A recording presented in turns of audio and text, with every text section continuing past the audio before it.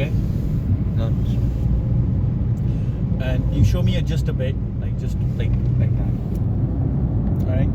So 2008. That's when I got this car, and after that I got quite a lot of other cars, and I still have them. I'm using them, and this is one of the cars that I've not sold until now. I still have it. It's kind of an extra car, but I like it so much.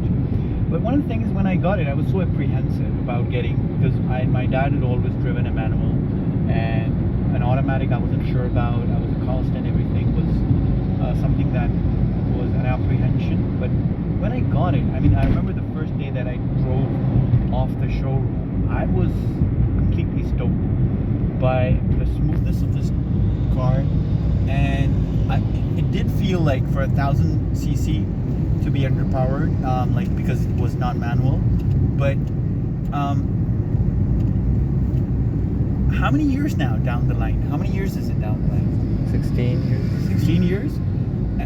And then I came across so many other cars that I drove, but the smoothness of this car was always amazing. I was always like, really? This tiny little car drives so smooth, and I love it so much. I was like, really? And I know I went on a trip to down south. It's around on very metal and unmetal roads as well. So they were not really good, but when I came back and drove my own Vitz, I was like, wow, this car is so smooth, so good. And that was also a Toyota, and it was a wonderful smooth drive, and it was better than this. But it was a Toyota Estima, I think. It was a van, because there were quite a few colleagues that we went. So I am looking at, and the comfort of this car, there's so many things. One, I got so used to these, so many, look, you could place stuff here, you could place stuff here. There's this place here, there's that place there. So there's so much place to, and then you could place your sanitizers. Then once I got used to this, when I got another car, which is a Honda, and I was like a little disappointed in my Honda, because I didn't have this kind of freedom where I could, I had so many storage spaces that I could throw things around. There's even a little space under the seat over here. There's a little tray there. Amazing, isn't it? So, and the drive, so easy to drive. It's like, I don't know, it's like, I don't know how to phrase this, but in heavy traffic, getting your way around without being worried that you're going to scratch it is easier in this, because one, besides the fact that it's automatic, it's also kind of easier to maneuver this car, and it drives pretty smooth. That's one of the most amazing things about it. You don't get tired. The ergonomics are so well built, and I know I've heard it's something that never bothered me, like people call it plasticky type things.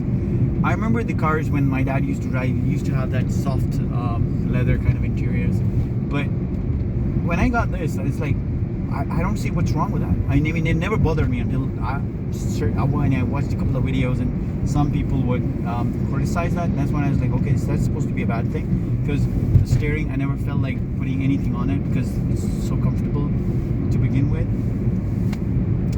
So in short, the build quality comes together so well, and when I got this, I didn't think 2016 I'd be driving this with.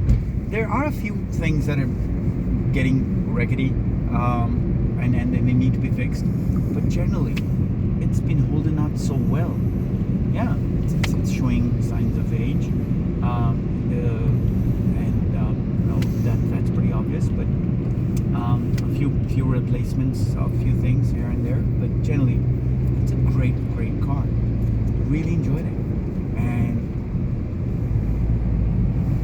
I'm looking forward to keeping it for more years to come. What's your opinion on this?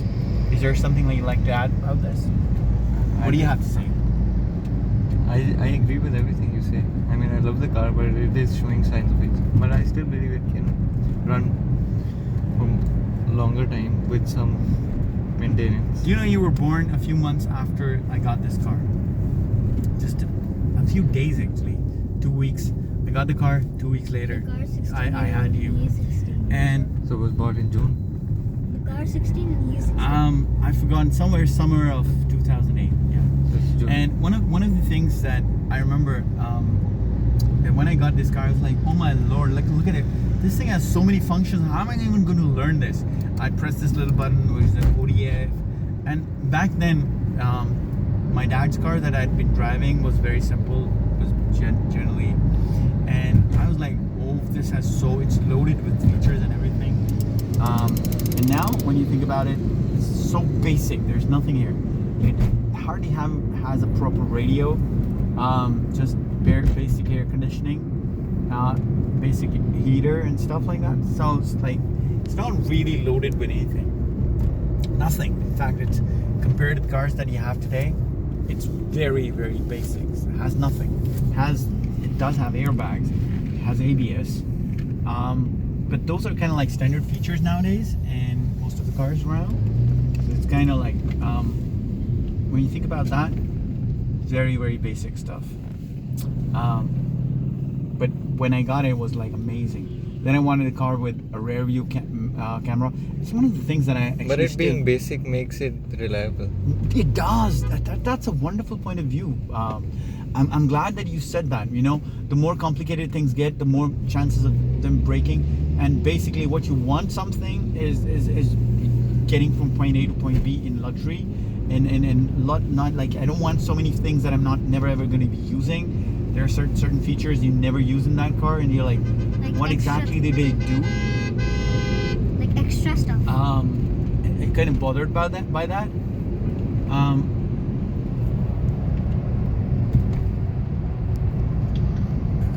The guys got a little loose in the head. Forget it. Just, This electric car. So yeah. The seats are also Does that sum it up? comfortable, aren't they? yeah.